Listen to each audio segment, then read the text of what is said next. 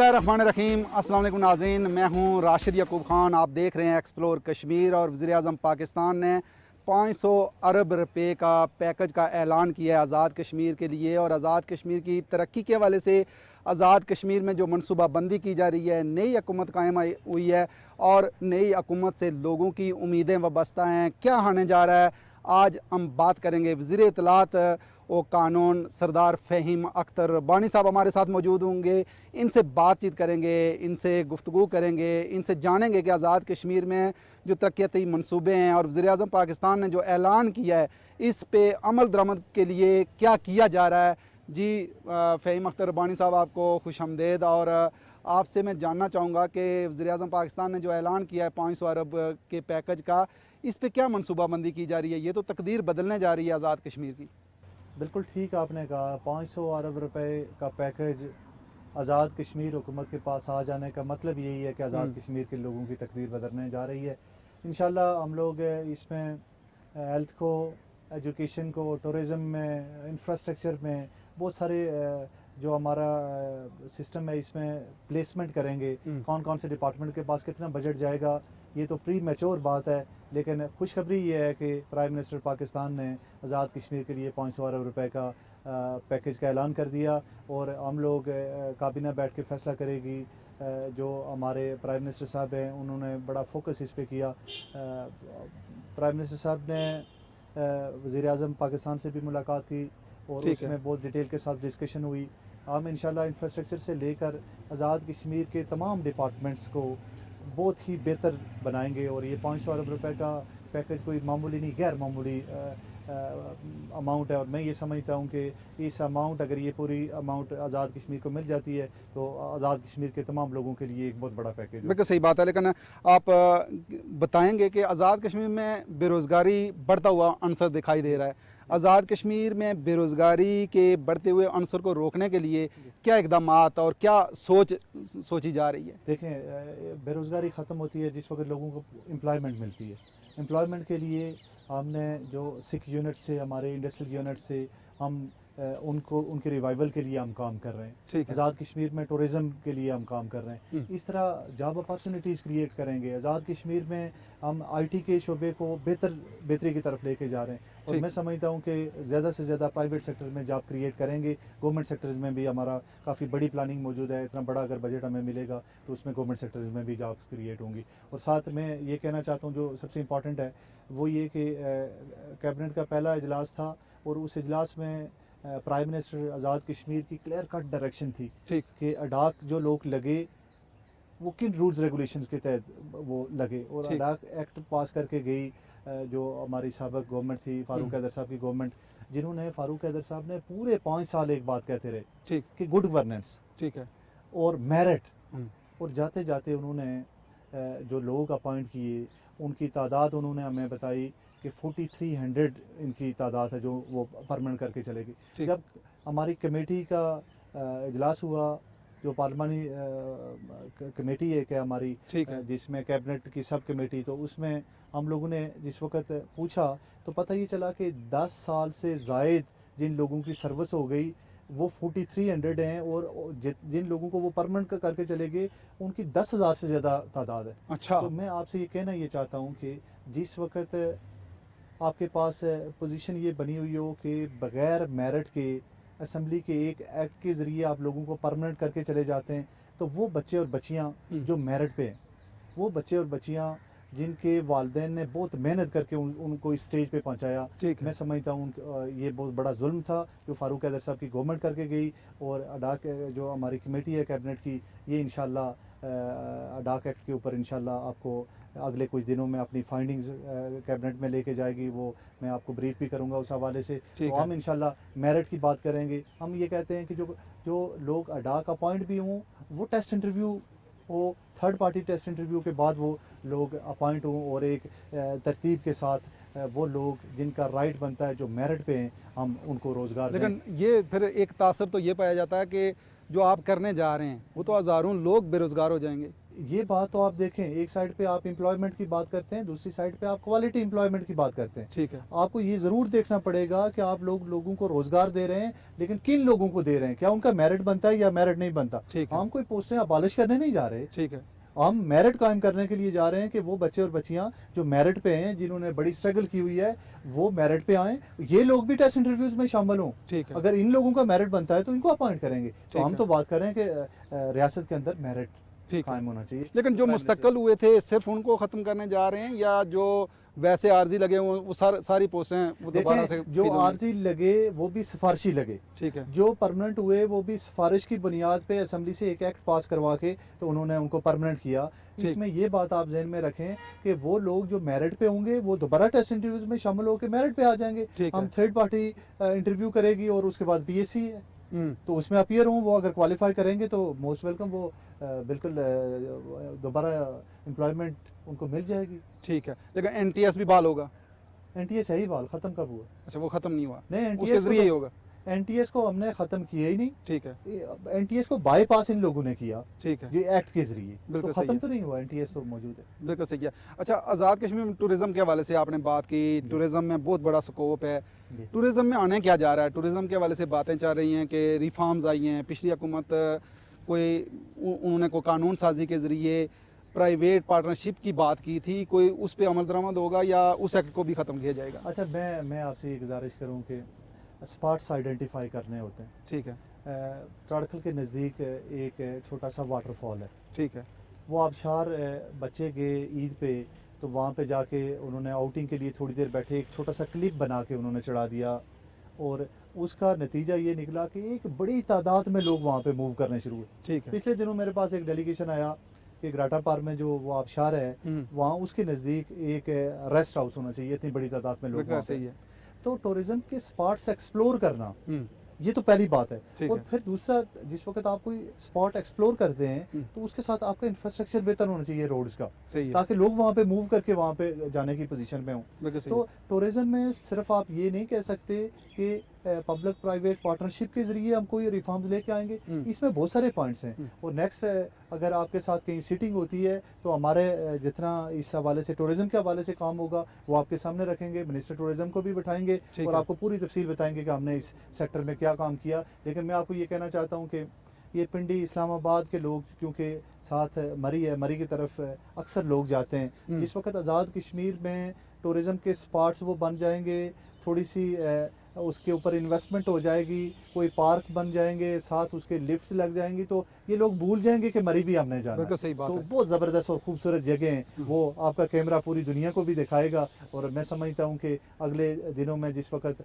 हम इंफ्रास्ट्रक्चर बनाने की पोजीशन पे होंगे और टूरिज़्म में रिफॉर्म्स लेके आएंगे तो एक बड़ी तब्दीली आपको वहाँ पे लेकिन नजर प्राइवेट पार्टनरशिप की तरफ जाएंगे। बिल्कुल सही है। जी नाज़रीन, यहाँ ब्रेक लेंगे और ब्रेक के बाद जो वज़ीर कानून और वज़ीर इत्तलात हैं सरदार फ़हीम अख्तर रब्बानी साहब, उनसे गुफ्तगू का सिलसिला जारी रहेगा।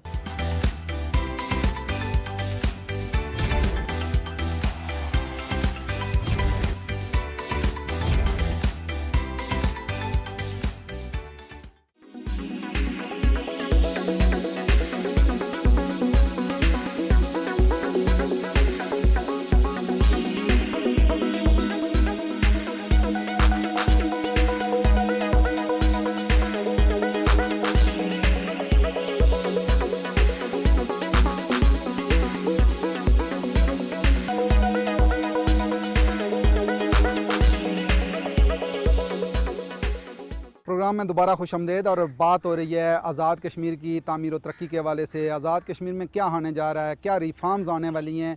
हमारे साथ मौजूद हैं वज़ीर इत्तलात व कानून सरदार फ़हीम अख्तर रब्बानी साहब। फ़हीम साहब, क्या कहेंगे कि एहतसाब की आपने बात की थी इलेक्शन में और एहतसाब का नारा लगा के लोगों के पास गए थे, लोग तो इंतज़ार में हैं, इस हवाले से भी कोई सोच रखा है, कोई प्लानिंग है कि एहतसाब एक्ट को कैसे उसमें रिफॉर्म्स लाई जाएंगी? जी बिल्कुल, हमारी जो काबीना की कमेटी जो बनी, सब कमेटी है हमारी एहतसाब के हवाले से, तो उसको मैं ख़ुद उसका चेयरमैन भी हूँ। हमारा इजलास भी हुआ। हम बेसिकली देखना ये चाह रहे थे कि एक्ट को किस तरह से होगा कि आम लोगों का एहतसाब करने में कामयाब हो जाए। जब से ये एक्ट बना इसमें मुख्तलिफ़ अमेंडमेंट्स आती रही और कोई 2 दिन पहले हमारा जो इजलास हुआ उसमें जो उसके कमेटी के मेंबरान थे हमने ये आपस में डिस्कस किया बहुत डिटेल के साथ कि कौन कौन सी सेक्शंस रहनी चाहिए और कौन कौन सी सेक्शंस नहीं होनी चाहिए। ठीक है। तो हमने नैब का जो एक्ट था हमने उसको भी सामने रखा और अभी जो नैब के एक्ट में यहाँ पे तब्दीलियाँ आई उसको भी हमने देखा। तो इस तरह से जब आप किसी जगह पे एहतसाब करने जाते हैं तो सबसे पहले आपको ये देखना पड़ता है कि क्या नैब का एक्ट इस पोजीशन में है या एहतसाब एक्ट इस पोजीशन में है कि आज़ाद कश्मीर में एहतसाब हो सके।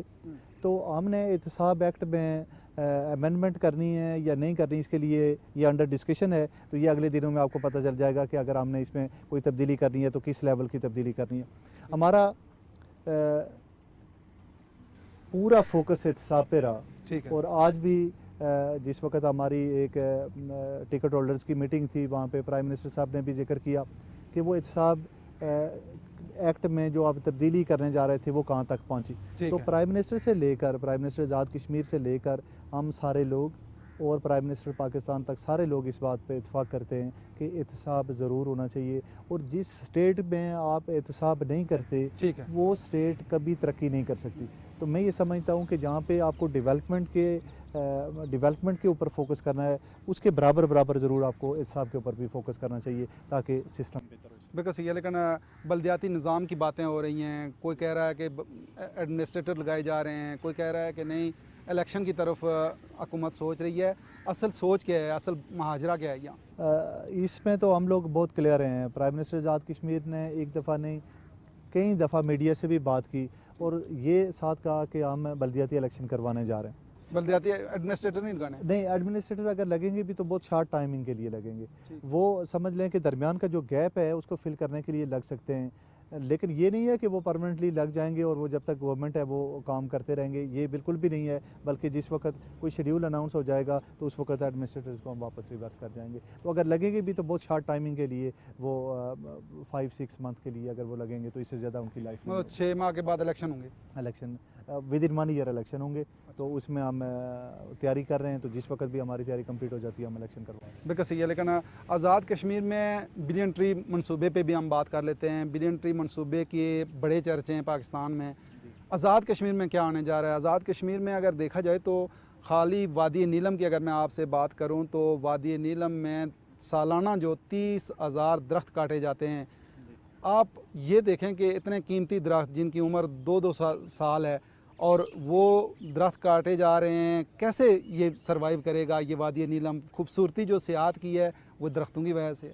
असल में इससे पहले रियासत के अंदर ये होता रहा कि दरख्त काटने के ऊपर ज़्यादा फोकस रहा और दरख्त लगाने के ऊपर फोकस नहीं था। ठीक है। जिस वक्त आप एक तरतीब के साथ चलते हैं कि आपने कितने दरख्त काटे और उसके कितने टाइम ज़्यादा आपने दरख्त लगाए तो फिर एक रेशो आपके पास निकल आती है। ठीक। मैं समझता हूँ कि इमरान खान साहब का ये एक बहुत बड़ा विज़न है और इसके मुताबिक जिस वक्त एक बड़ी तादाद में दरख्त लग जाते हैं तो अगर कहीं पे दरख्त की कटौती होती भी है तो वो शायद उस लेवल की नहीं होती जिस लेवल पे आप प्लेस कर रहे होते हैं। तो मैं समझता हूँ कि इस वक्त सबसे बड़ा काम यही है कि हम दरख्त कितने लगा रहे हैं। ठीक है। और जो दरख्त काटे जा रहे हैं वो भी उसके ऊपर भी हम लोगों का फोकस है कि कम से कम दरख्त काटे जाएं। बल्कि कुछ चीज़ों को हम बैन करने जा रहे हैं, कुछ जंगल्स को बंद करेंगे, उसमें कोई कटौती नहीं होगी। तो वो भी अपनी जगह पे मौजूद है। लेकिन जो हमारे पास जितनी बड़ी लैंड हमारे पास मौजूद है, हमारे पास बहुत बड़ा स्कोप है कि हम ज़्यादा से ज़्यादा दरख्त लगा सकते हैं, जिसके ऊपर हमारा प्राइमरी फोकस है और मैं समझता हूँ इससे काफ़ी बेहतरी आएगी। लेकिन जो जिस तरह नीलम की बात की, लीपा की बात की, वहाँ दरख्त ईंधन के तौर पे इस्तेमाल करते हैं, मजबूरी है जी। मुतबादल फिर ज़राए क्या आने चाहिए? मुतबादल आपके पास हाइडल के मंसूबे हो सकते हैं, उस तरफ हुकूमत अगर काम करे तो पूरे नीलम को बिजली फ्री भी मिल सकती है। 16 मेगावाट तो पूरी उनकी ज़रूरत है बिजली।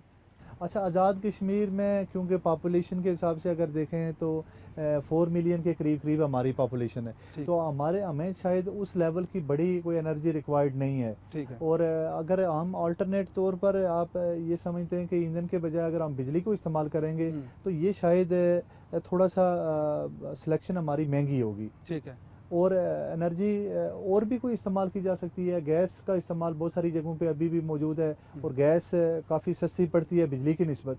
तो ज़रूर हमें ये कंसीडर करना चाहिए कि ये जो हमारे नेशनल एसेट हैं इनसे हमें किस तरह से फ़ायदा उठा सकते ठीक। हैं। हम लोग यहाँ पे आज़ाद कश्मीर के जो लोग हैं और जो पाकिस्तान में बसने वाले जो लोग हैं, हम एक लोग हैं। ठीक है। और कोई एसेट अगर किसी एक जगह पे है तो वो उस एक जगह का नहीं बल्कि उस पूरे एरिया का एसेट है। तो ठीक। मैं समझता हूँ कि आज़ाद कश्मीर में जिस तरह से प्रोजेक्ट्स लगाए जा रहे हैं, आप देखेंगे कि एक बड़ी तादाद में बिजली का कम अज़ कम हमें कोई प्रॉब्लम नहीं होगा, कोई बुरान ये नहीं होगा। ये घरों में इस्तेमाल की जा सकती है या नहीं की जा सकती, ये वो फाइंडिंग्स हैं जो कोई टेक्निकल एक्सपर्ट हमें बताएगा कि आया इसको हम घरों में इस बिजली को किचन में इस्तेमाल कर सकते हैं या कोई अल्टरनेट एनर्जी का हमें बंदोबस्त करना चाहिए। तो मैं समझता हूँ कि हमारे पास वाटर रिसोर्सेज भी हैं और इस एनर्जी के ऊपर हमारा अगर फोकस रहेगा, जो फोकस पहले से मौजूद भी है, ठीक है। आप देख सकते हैं आज़ाद कश्मीर में कि काफ़ी बेहतर है हमारा पावर जनरेशन के हवाले से। तो मैं समझता हूँ कि इस पे इंशाल्लाह अल्लाह खैर करे तो अगर ये बड़ा फंड्स हमें मिल जाते हैं तो हमारा ये भी एक मेन आप समझ लें कि ऐड होगा जिसमें हम पेमेंट शिफ्ट करेंगे इंशाल्लाह। बिल्कुल सही है, लेकिन माजी में हमने देखा कि जो मुस्लिम लीग नून की हुकूमत रही है, उन्होंने मीटिंग्स में ज़्यादा जोर रखा है, प्रैक्टिकल काम नहीं किए। आपका फोकस क्या होगा, प्रैक्टिकल काम करना या ब्यूरोक्रेसी के साथ इसी तरह मीटिंग्स और वक्त गुजारना? देखें जी, मीटिंग्स के बगैर तो कभी आप किसी नतीजे पे नहीं पहुंच सकते। ठीक है। और जब तक आप मीटिंग्स नहीं करते उस वक्त तक शायद रिजल्ट नहीं निकल सकते। ठीक। लेकिन एक बात ज़रूर जहन में रखनी चाहिए कि आपकी नीयत ये हो कि आपने लोगों को फ़ायदा पहुंचाना है। जब आपकी ये नीयत ठीक होगी तो फिर आप प्रैक्टिकली काम भी करने की पोजीशन पे होंगे। जब आपकी नीयत ख़राब हो कि आप कह कुछ रहे हैं और उसका मतलब कुछ हो, तो फिर आप मतलब यही है कि फिर आप मीटिंग्स करते रहेंगे और उसका एंड रिजल्ट आपको कोई नहीं ऐसे ही। मिलेगा। आप देखेंगे कि आज़ाद कश्मीर में विद इन 6 मंथ आप बड़ी तब्दीली ज़रूर देखेंगे इंशाल्लाह। मसलन किस शोबे में हम देखें, मसलन देखें अगर तो तालीम का जो निज़ाम है वो बिगड़ा हुआ निज़ाम है आज़ाद कश्मीर में। असातिज़ा हैं, उन ठेकों पे आगे टीचर्स भर्ती किए हुए हैं। इस निज़ाम को सीधा करने की ज़रूरत है।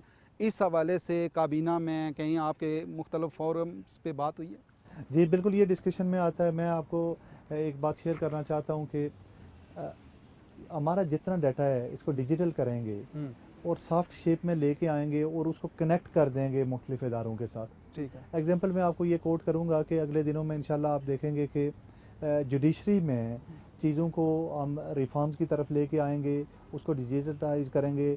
डिजिटल जब हो जाएगा तो उसको हम लिंक करेंगे छोटे जो हमारे सेशन कोड्स हैं उनके साथ लिंक करके, तो आपको पता चलेगा कि ये पूरे का पूरा सिस्टम एक पैटर्न के तहत आ गया है। तो मैं ये गुजारिश करना चाहता हूँ कि जिस तरह एजुकेशन का हमारा मसला क्या है, जिस आपने ये जिक्र किया कि टीचर हमारे हाज़िर ही नहीं होते और वो रजिस्टर लेके हफ्ते के बाद जाके हाज़िरियाँ लगा लेते हैं, तो उसका हल क्या है? तो एक तो उन्होंने ये किया था कि इन्होंने मुख्तलिफ जगहों पे फिंगर स्कैनिंग मशीन जो है वो लगाई, बायोमेट्रिक सिस्टम जो लगाया।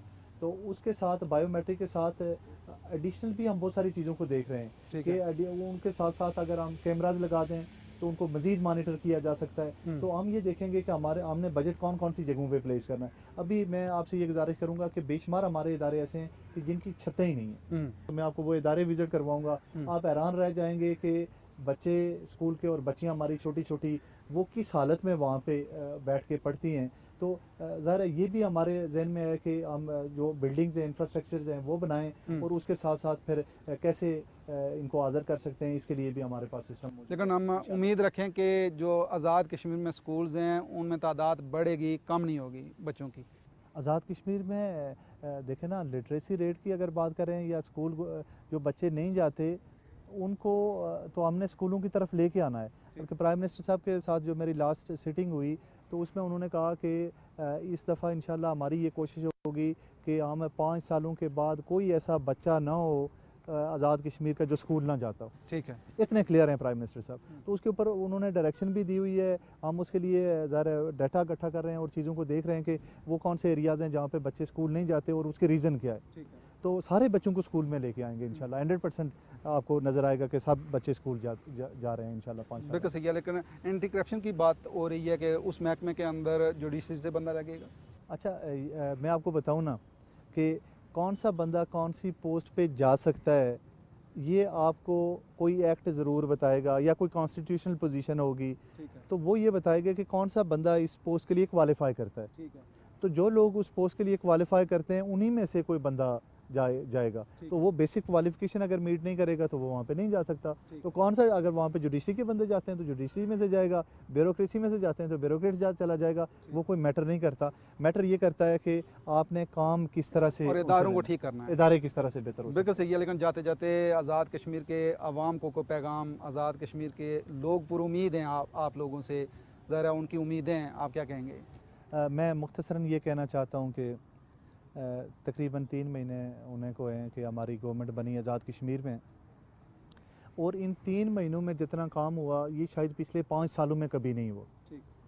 और अगले आप 5-6 महीने के अंदर आप ये देखेंगे कि आपको ग्राउंड के ऊपर हमारा काम नज़र आना शुरू हो जाएगा। ठीक है। बड़ी मेहनत की प्राइम मिनिस्टर साहब ने, दिन रात एक करके। मैं आज भी प्राइम मिनिस्टर साहब से ये डिस्कस कर रहा था कि कोई दिन ऐसा नहीं होता कि जब आप 18 घंटे काम ना करें।